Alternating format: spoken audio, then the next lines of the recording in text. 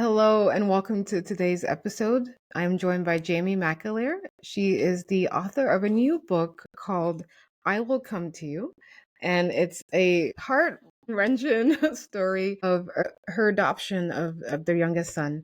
And Jamie, I just want to let you know, as I was reading your book, I was in tears.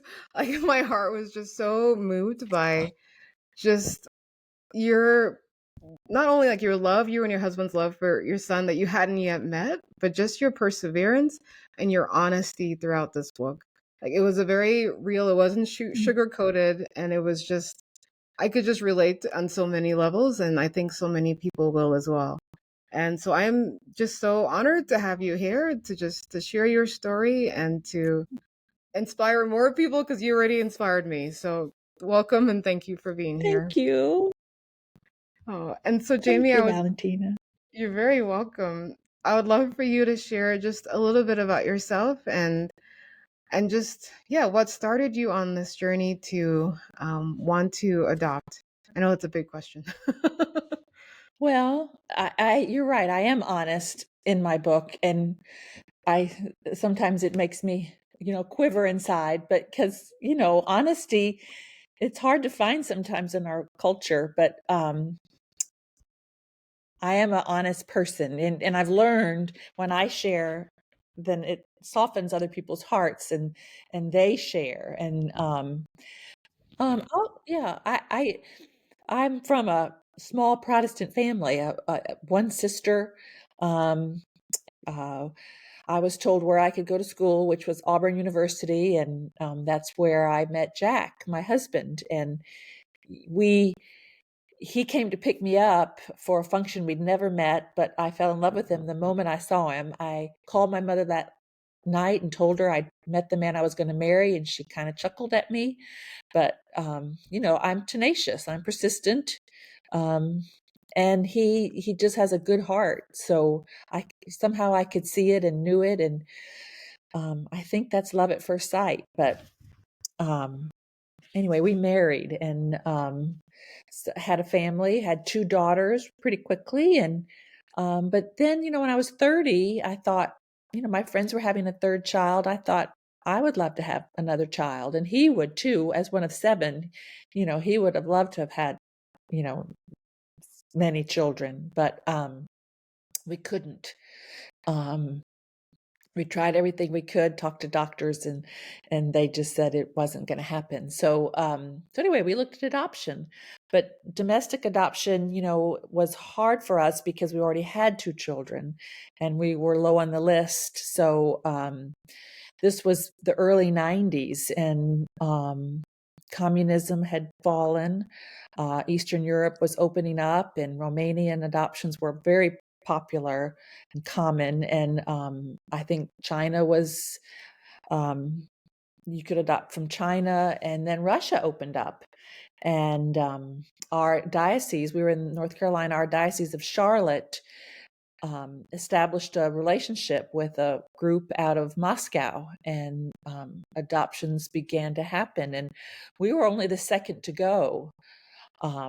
But that's a whole nother journey as our adoption process that we experienced. But anyway, the news of this relationship with Moscow came in our Catholic News and Herald. So we went through Catholic Social Services, and it just seemed like what the Lord wanted us to do. So You share in your book, you had told yourself many years ago that you would never go to Russia and that if you true. were to ever not be able to have kids that you'd want to adopt, which is kind of funny that both things played out. Except you did end up going to That's Russia. cool. It's true. Yes. That is true. You're the first person who's pointed that out to me, and it is true. Those two statements I made, that saw that in the story, and it is true. It was a scary place, and I am not the bravest person. I don't feel myself to be that brave, but I guess I am. Maybe I'm more determined than brave. But um, anyway, Russia is a beautiful country and a beautiful heritage. So I'm proud of our son's heritage, and um, it was fun, but it was scary. Yes, and again, like I mentioned it earlier, that your honesty throughout the book was what was the most endearing, because you share this moment of when you were just desiring to grow your family, and then you were in like your in-laws bathroom and you were just in tears on the floor, just like, Lord, what is going on, what do I do? And then your mother-in-law hands you a holy card. Can you describe that scene a bit for us, and like what was happening for those who haven't yet read your book? Yes, well, again, I was honest, and the adoption process wasn't easy, but we were doing pretty good. But something that had happened to me in college at Auburn, I got into a little bit of a scrape, and so our adoption process was denied.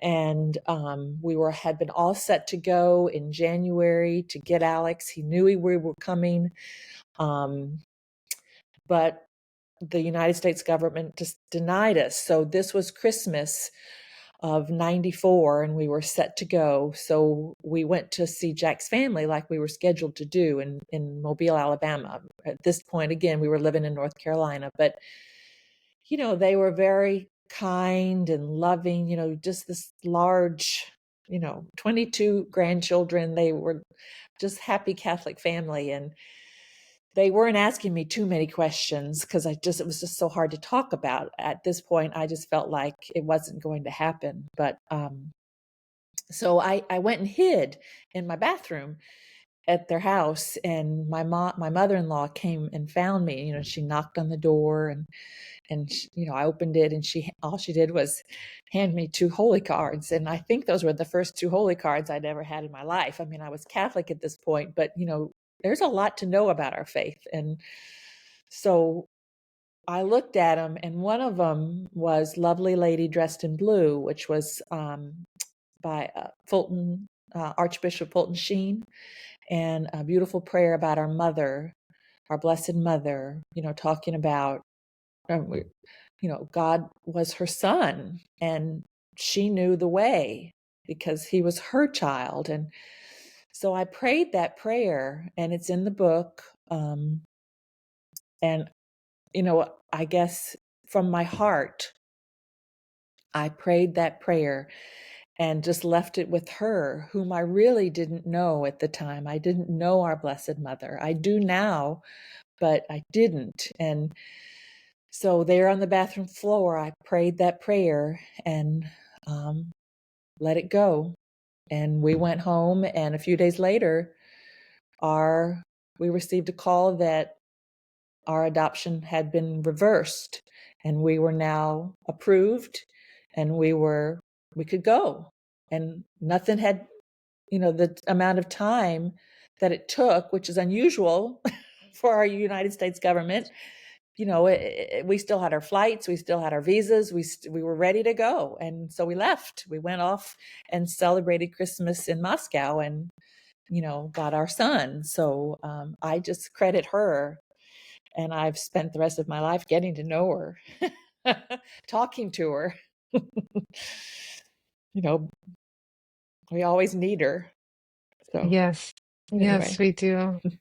And I had to chuckle at this part in your book where you share when you were on the airplane and you had your two girls with you, and you were kind of questioning, should I have brought our girls like to another country? And then when the customs form came in while you're sitting on the airplane and it says how much you need to declare, like, I guess, would you mind sharing that story? And then I wanted to add something to that. Yes. And Jack and I kept a journal through all this. So I have I had it all, I had it written down, but not that well, just our thoughts, our feelings. But yes, we were determined to take our daughters, who were 7 and 10, um, because this greatly affected them. We were bringing another child, a little boy, into our family, and we wanted them to know. They were old enough to know, to see, to understand, to remember. So we brought them with us. And, all of a sudden, you can be so sure about something. And then when you're faced with what you've decided and you begin to doubt, was this the right thing to do? But, Jennifer, my 7-year-old, was talking to me about all the things she was going to miss at school. And I just thought, Lord, what am I doing? But, we needed her, and we needed both of them. And, we arrived in Moscow, and they gave us the forms, that I think are still out there today, declaring what you've brought. And we had $10,000 in cash with us, which is what was required. So I gave it to one of my daughters to, carry it in. And, it turned out not to be such a big deal. But at the time, when you don't know, we didn't know what lay outside our airplane and who and what was waiting for us truly. You make decisions, and you hope, and you have that leap of faith that this is what the Lord wants, and you're brave. So Jennifer, my little 7-year-old, carried the money into to Moscow for us. But our contacts were there waiting for us. They were beautiful Russian women dressed in furs, and as beautiful. They spoke English beautifully, and they were just so kind, and they were waving to us. Here we are.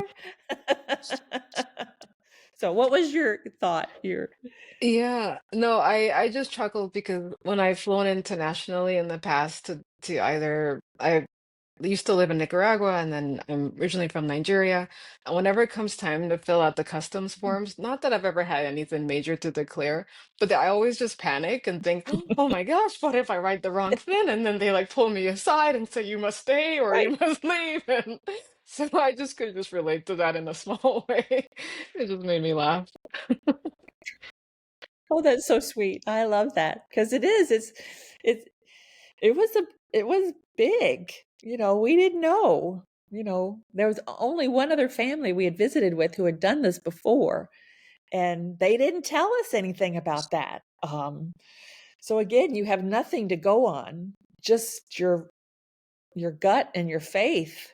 Um, so I did what I thought made sense. Hmm. Anyway, it all was okay. It was all okay. Yes.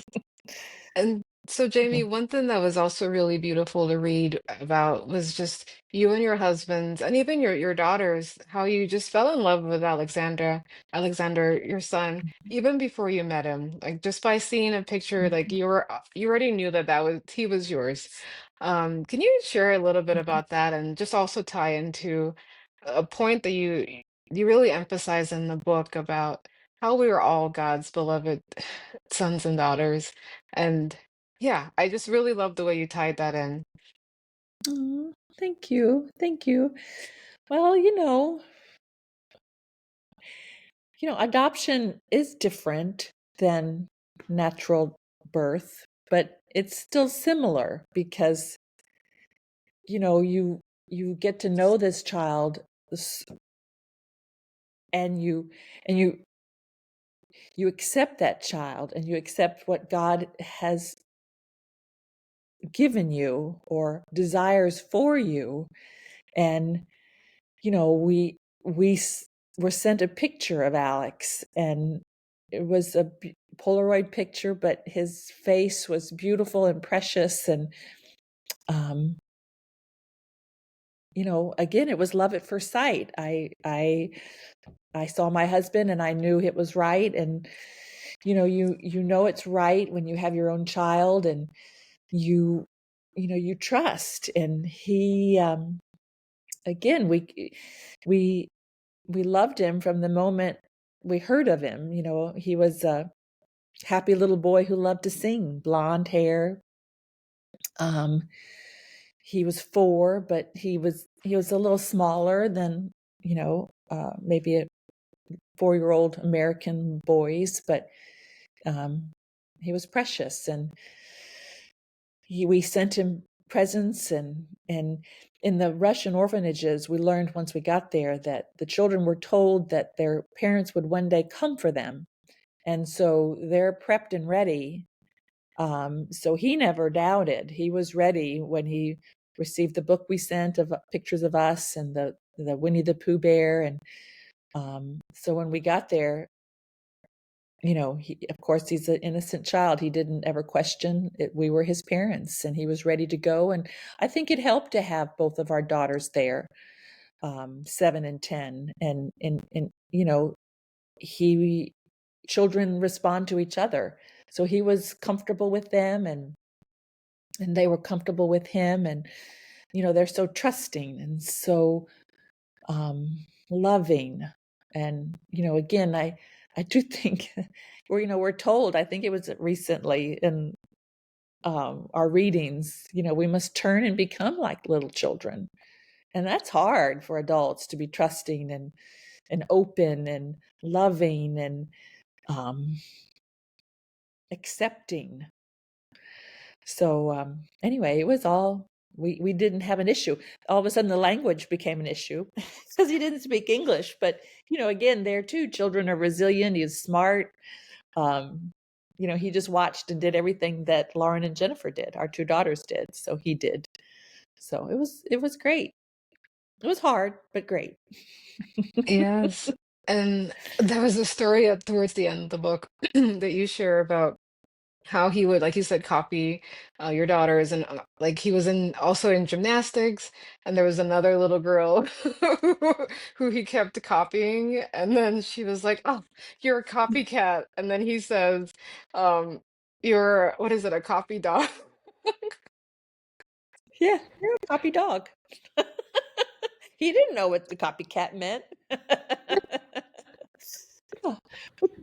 Yeah. There was, there's a lot to know about a different language, especially all the funny little parts, the slang and the jokes and so he it just went poof right over him. But you know, he had a dog,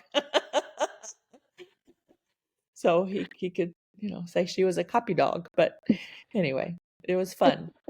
We spent a lot of time learning slang and jokes. So That's good. And it's so, sweet you like that. I love that. yeah, it made me chuckle. But I would love to hear, so once he came home, and I'm sure the reality of having a new child um with you, like how was that transition for all of you? I'd my daughters might say something more like, well, a lot of your attention went to him. But that's, what a child would say. But I don't know. It was just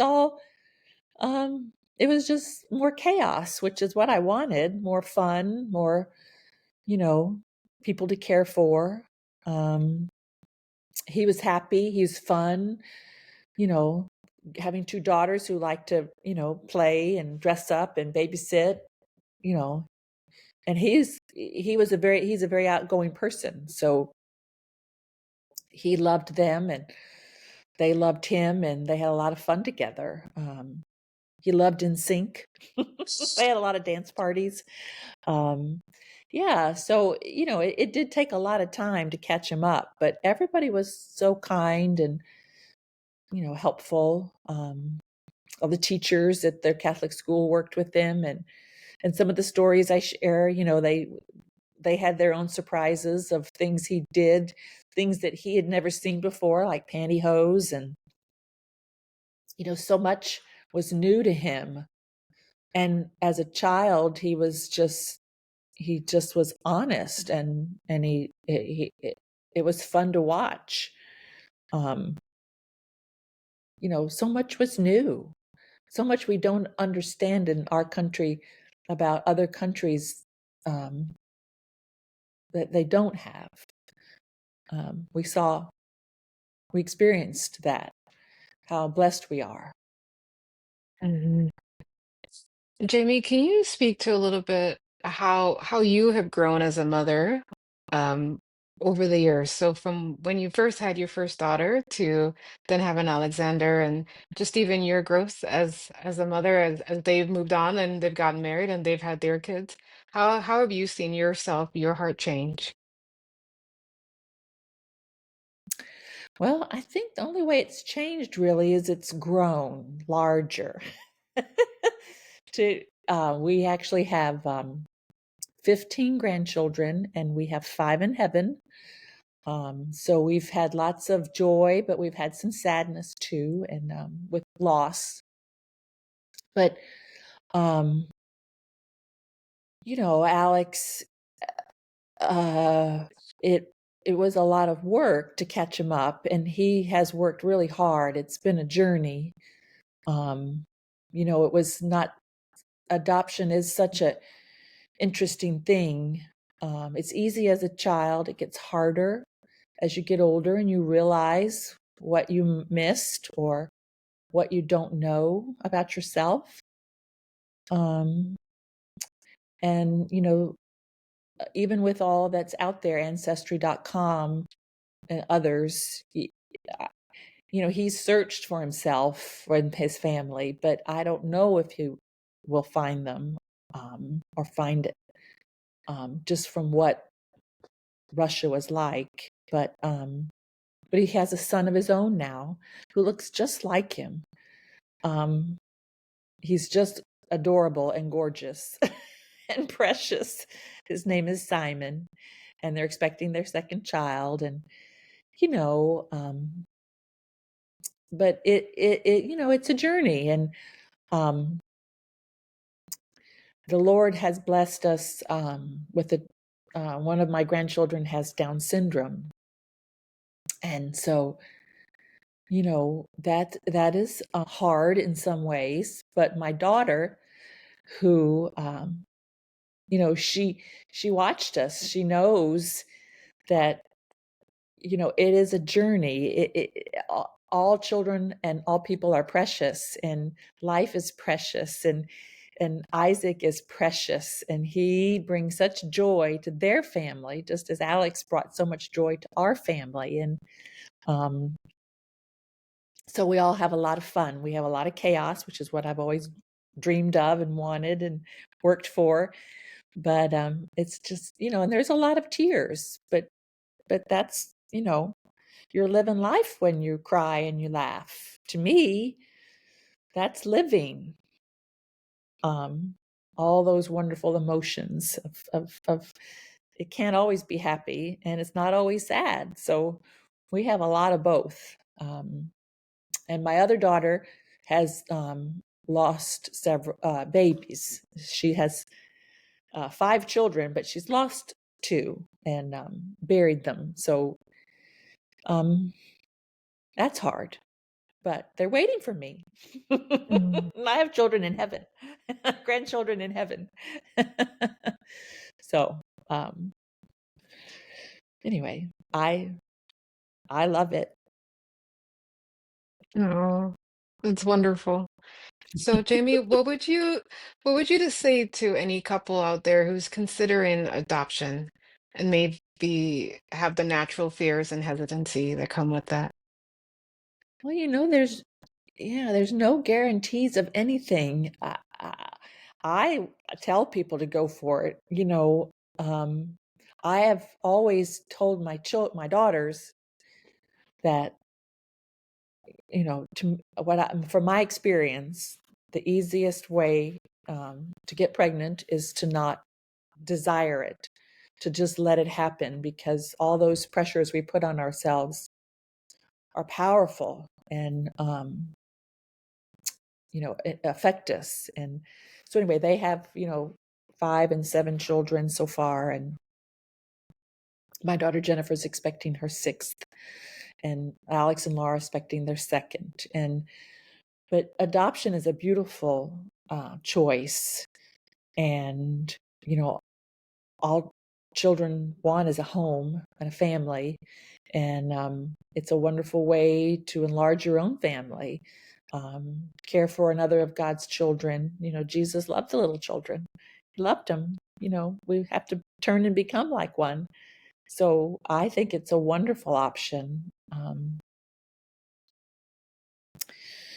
Yeah, and I share in my story that it wasn't until years later we had moved here. Alex was older, and I was listening to a radio show, um, Archangel Radio, and Mike Aquilina was on, and he was talking about how, in Roman times, which is when Christ came, that um, adopted children were the prized ones. Biological children were great, but you could disown them at any time. That was their law, their custom. But if you adopted a child, that child was chosen. He or she was desired, he was wanted, and you could not disown that child. He was yours forever. So I had never heard this. I mean, my faith is still learning and growing, but I just thought, wow, that's amazing. And we are all, if we're baptized, we're all adopted into into Christ's family, into the family of God. And, all these things I tell my son, if and when he struggles, with being adopted, well, we're all adopted. I'm adopted. I'm adopted into the family of God, and so are you. And anyway, and that was part of the story. I wanted to get it down on paper. I could tell him and I could tell people, but unless it's written down, it's harder to remember, harder to save. But I always wanted him and his children to know how much he was desired, how he was chosen, how he was wanted, and loved. So, Yes, I think that's a perfect reminder for all of us to know that we are chosen, we are wanted, and we are loved by God. Like none of us is a mistake, none mhm. of us is an afterthought or just yeah, like God intentionally chose each and every one of us. And I think that's a message that I think we all need to be reminded of in our good days and in our Mhm. challenging days. So I love that you wrote this story And for life, him and for them. thank thank you. Life is messy, but it's so much fun. Um, in the messy parts as well as just the calm, easy parts. Live in the mess. Um, it, it's not perfect. I don't think it was ever meant to be. Um, but um, it's a wonderful life. It really is. And Jamie, as we wrap up, is there anything from your experience with the adoption or just even something you've learned over the years that you want to leave us with? Well, gosh, just to be open and to share your heart. Again, once you share your heart with someone, they will very likely share their heart with you or be surprised and want to share maybe with someone else. And we can learn so much from each other. I've learned so much. The wonderful friar who wrote the foreword to my book, Father Dave Pavanka, he's actually the president at Franciscan University of Steubenville, where a lot of my children went, but he's a friend and he has taken us on so many pilgrimages. He loves to speak from the heart. He tells amazing stories and funny stories you can remember, simple stories. So he's the one who's kind of truly affected our lives about sharing our faith, sharing our life, sharing our stories, our ups and downs, what we've learned, reaching out to other people. The Curcio movement is a wonderful movement in the church about, that life is a pilgrimage. It's a journey. This is not our home. Our home is in heaven, and we're on this journey.